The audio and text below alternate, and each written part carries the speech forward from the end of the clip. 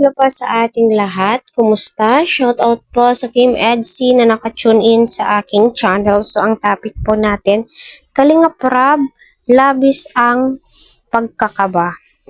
Kahit sino, my God, kakabahan ka po talaga kasi yung pinag-uusapan po dito, yung future nga po ni Beyonce, future ng kanyang pamilya, especially ng kanyang mga kapatid na maliit. Pero si Beyonce, marunong po siyang mag-isip. Napakawais din po ni Beyonce, di ba? Likas na mabait. Kagaya nga po ng sinabi ni Rob na mabuti ang pagpapalaki ng kanyang magulang sa kanya. Nahubog ng gusto. So, yan sa baba naman po, malaking kawalan. So, sino ang kawalan po dito? Hindi naman po sila Kalinga Prab. Once na masungkit po ito si Beyonce, ang number one na kawawa po dito, si Beyonce po talaga. Number one na kawawa kasi sa simula pa lang po yan, maganda yung bigayan. Pero nagkalaunan ay mauumay na din po yung sponsors, di ba?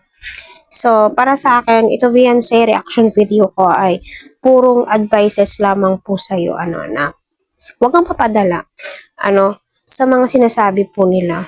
Kasi, alam mo, Beyonce, gagawin nila lahat para ikay makuha sa Kalingap. Kasi alam naman po natin, number 2 ka, sa nagva-viral ngayon sa Team Kalingap.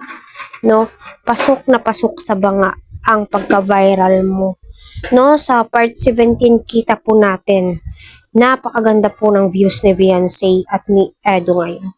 Kaya gigil na gigil po silang sungkitin nga po itong si Beyonce. Pero hindi sila magkakamali kasi humakbang na po si Kalinga Prab. Kasi marami na siyang nababalitaan. So, normal na po yan sa Kalingap at masanay na daw po tayo. Yes, bilang sila Kalinga Prab, sanay na po yan sila.